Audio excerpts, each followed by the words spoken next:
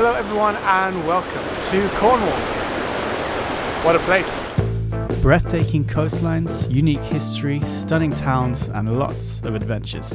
In this video, we embark on a road trip across Cornwall to discover some of its most beautiful spots in just 7 days. We'll be learning about its mining past, hiking along some of the most beautiful stretches of coastline and discovering some hidden gems along the way too. So let's get going.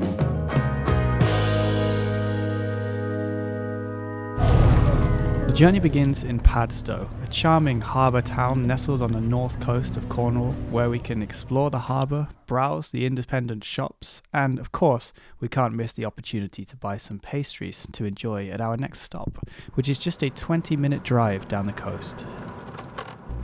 So you join us here on a beautiful evening, perfectly clear sky. Ellie has her favourite thing that she just can't wait to show you. Well, I don't know if it's going to be my favourite thing. It's a Cornish pudding. Quite nice actually. I recommend the Cornish pudding. The sun is we're not quite setting, we're not quite going to be here for the sunset, but it is beautiful nonetheless, the colours, and just such a peaceful place. As the waves crashed against the shore, the sun began to set, but as we drove on, the colours became even more beautiful, so we couldn't resist one more stop for the day before it was over. So if you know us, you will know that we absolutely love a good sunset. So now we're on a bit of an adventure because we've just been up on the cliffs overlooking this bay. But there is also a big cove on the bay which we're going to try and find now, but it does involve going down a slightly steep, I don't even know what to call it, sand dune. As the tide was in and time ran out, we couldn't find the cave. But the next morning, we arose bright and early and came back to try again.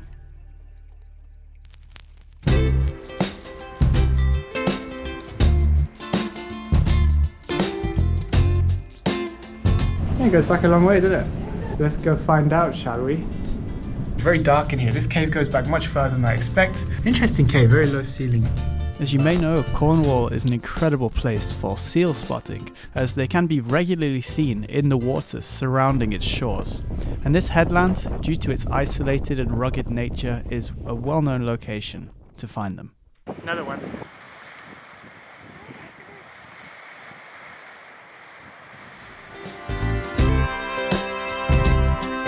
So this bay here, the seals are frequently found.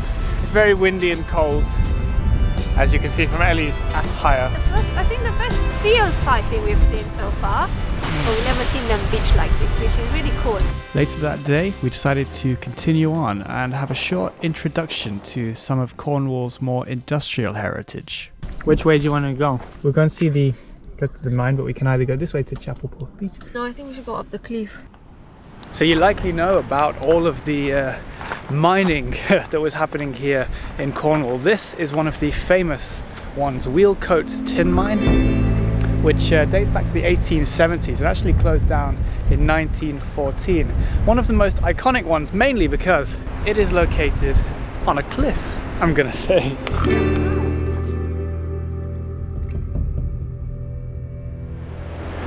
So there may not be too much sun here, but down the coast we can see it, and it is beautiful. I must say, the colours right now are just extra special. In some way, visiting Cornwall in the winter is absolutely beautiful. I mean, it's so quiet, peaceful, slightly cold, but the low winter sun creates these just beautiful sort of shadows and a golden hue over everything. It's really nice.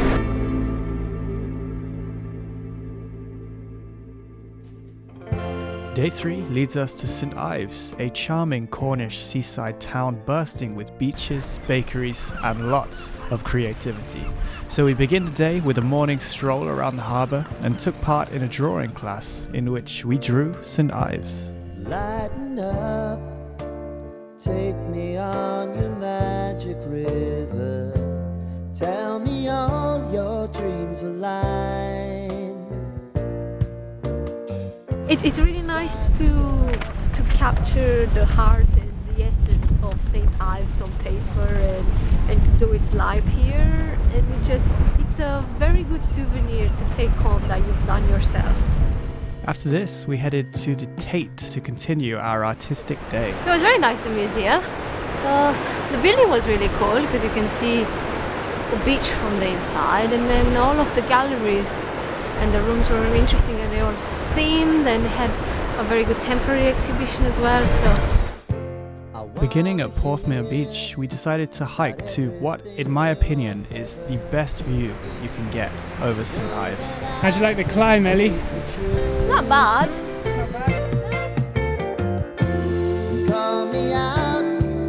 Coffin, yes, it's a coffin. I didn't know it had a filling. Yeah, it has a filling. It looks a bit odd, but it's a massive pasty. This pasty is almost as wide as my head. It is wider than my head, actually. Alongside the pasty, of course, we had to try some of St Ives' famous fish and chips. What you got there, Ellie? Fish and chips. Suffice to say, we definitely weren't disappointed.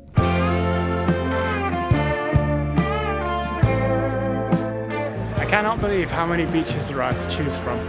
Here, so many small hidden coves.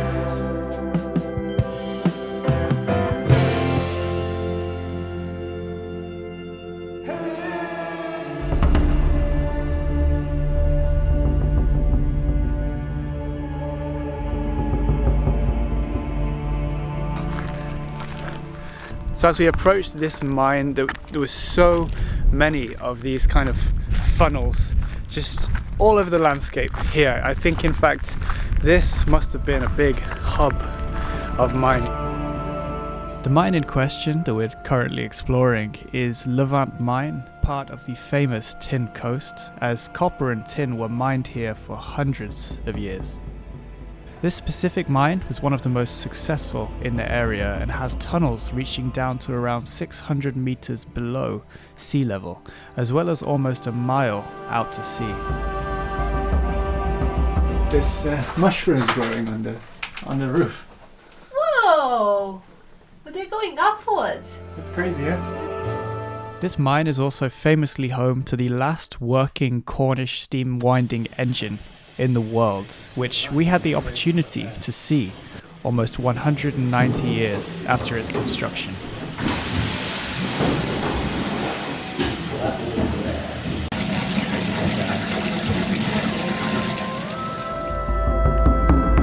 Many of the miners that would have been working in these mines would have been working alongside their families. It wouldn't be abnormal to be going down the mine with uncles, fathers, sons, and even the women and the daughters would have been on the surface, breaking up the ores as they come up. So these mining landscapes of Cornwall are a UNESCO World Heritage Site today, and honestly I can see why. Obviously they are incredible, picturesque ruins, especially on some of the best scenery that the Cornish coast has to offer.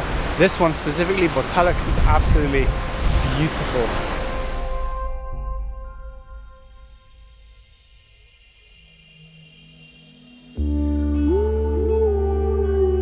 The next day marked the point where we were the furthest from home, as we were heading right the way down to the tip of Cornwall.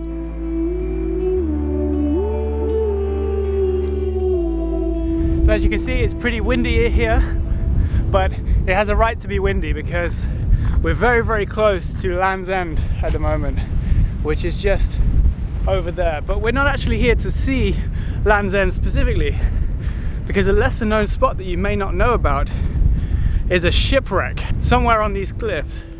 I might have gotten myself stuck. Oh dear. This is the wreck of a German cargo ship that beached here in 2003 after the chief officer fell unconscious whilst on watch. It's hidden at the bottom of this bay and is a very unique sight. Our next day begins with a drive along the coast to our next stop, which is very much a hidden gem. So the thing that's so interesting about this site is that it's not just one village that was here. I'm actually right now standing in remains of a house that dated back to what's estimated to be 400 BC. The rest of this village around the 2nd to the 4th centuries AD And even over there we can see a cottage, the remains of one at least, that was built in the 1750s. So this site obviously very desirable. What would have this been? This would have been a house? No. Don't actually know. Maybe storage for food, or the other chamber could potentially have been for rituals or some sort. As we'd been to the most westerly point of England the day before, it seemed only right that we head to the most southerly point today. But on the way there, how could we resist a stop at the famous Kynance Cove? I don't know what it is about today, just the lighting, the sun, perfectly clear sky, not a single cloud, and it's a bit windy, but that gives us this incredible sea with the massive waves crashing against the rocks. And at the moment the tide is in fully. I think usually there's a beach right there. There is not, but let's go down anyway, see how far we can get. I didn't come all the way, we just have to time it. This summer, this is known for its turquoise waters and as a beautiful bathing spot, but in the winter, it has a completely different charm of its own.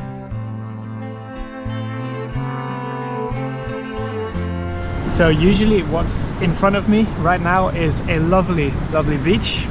It's not right now, but it truly creates something spectacular.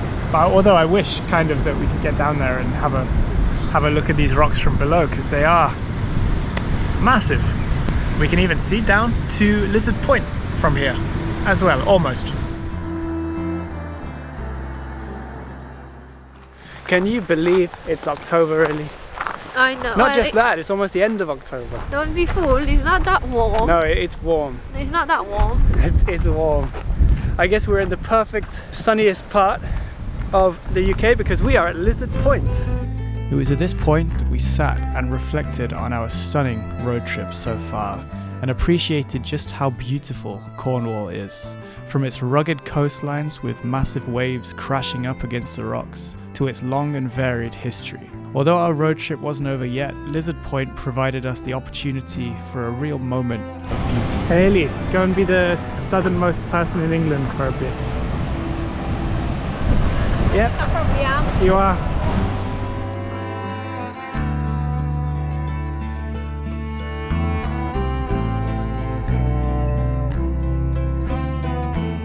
But the views are beautiful, especially with the seal friend that Ellie has made.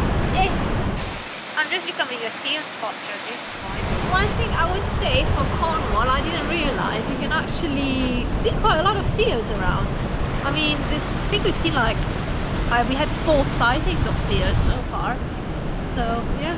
Something really interesting here is this, which is, I assume it's an old lifeboat launching station. Not been in use for many, many years, I presume, but based on the plaque just above the door, dating back to 1914, I had no clue it was here, and it's very, very interesting. And the views are beautiful as well.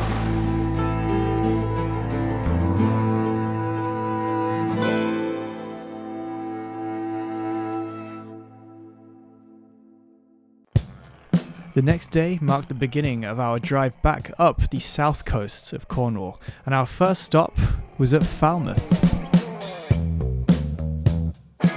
On the headland here is located Pendennis Castle. Built in the 1500s, this castle and its twin, that you can see over the other side of the estuary, guarded these important port towns for over 400 years.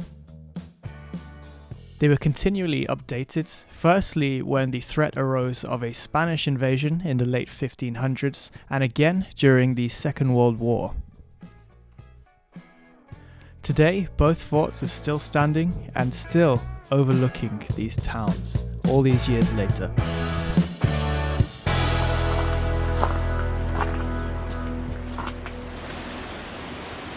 One of the areas these forts would have been defending is now home to this house and gardens, as they overlook the very same estuary, just slightly further inland. Today, the gardens are a haven for wildlife, and the house is a cafe where we can grab a nice cake and a drink and shelter from the cold outside.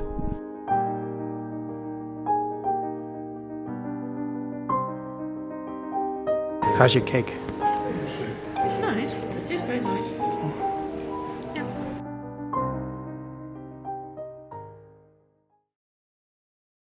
You join us on a very atmospheric morning now. It is not sunny, it's the cloud has come in, but this is a perfect location for it, because just here is a bit of a hidden gem. So hidden, in fact, that the paths are actually quite difficult to navigate. Try and find your way there. But let's try our best. Oh, it's not enjoyable.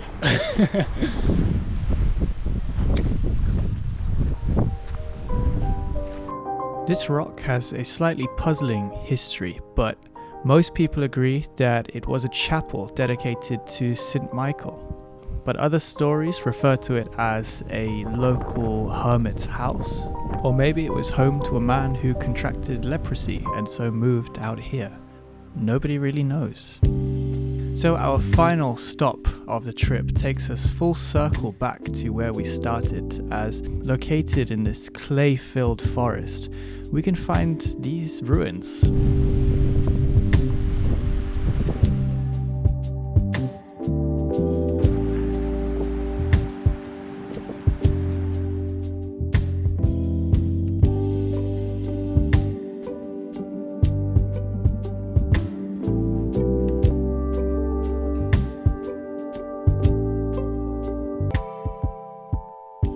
It's at this point that the video ends. I just want to say thank you so much for watching this one. If you did really enjoy it and want to see more from not just Cornwall but all over the UK and even into Europe as well, please do click on my full playlists and consider subscribing to the channel for even more travel content.